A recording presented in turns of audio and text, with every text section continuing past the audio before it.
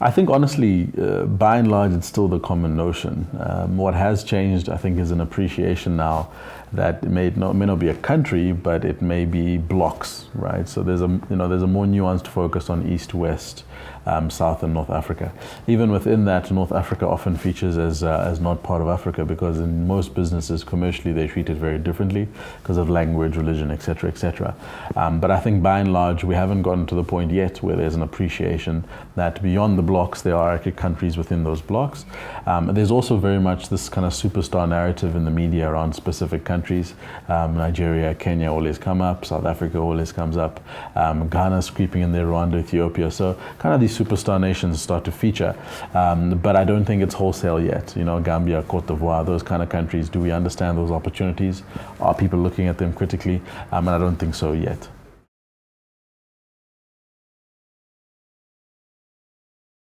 I do. I think that South Africa is falling behind. There's been quite a lot of research that's been published in the last financial year that starts to adds a bit of color to that position.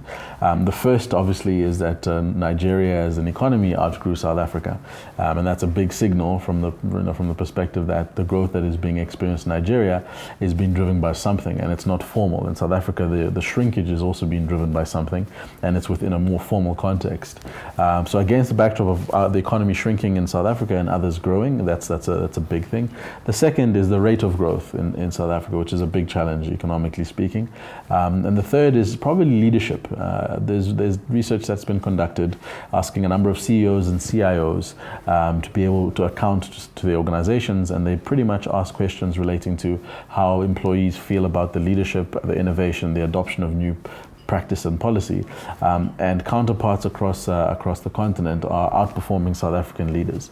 A big part of that is that leadership structure in South Africa is primarily CEOs. If you look at the JSE top listed companies, if you look at big businesses, the culture and the structure of most businesses is that you'll have a CEO who is an accountant, and what happens is accountants bring other accountants, and therefore accountants think very similarly about problems and challenges. So they're not getting more diverse voices up in the conversations that are driving change and strategy, and therefore innovation is not filtering down. So I think for a number of reasons, South Africa is falling behind. The institutions it has strengthened, being telecoms and banking, are all institutions that were built on past history and past strength. The question is for the forward-looking industries where they need to be focusing attention, where they need to be innovating and showing a lot more vigor. Those are the industries that they're falling short in, and I think that's symptomatic of the challenge in terms of the organization's leadership structure.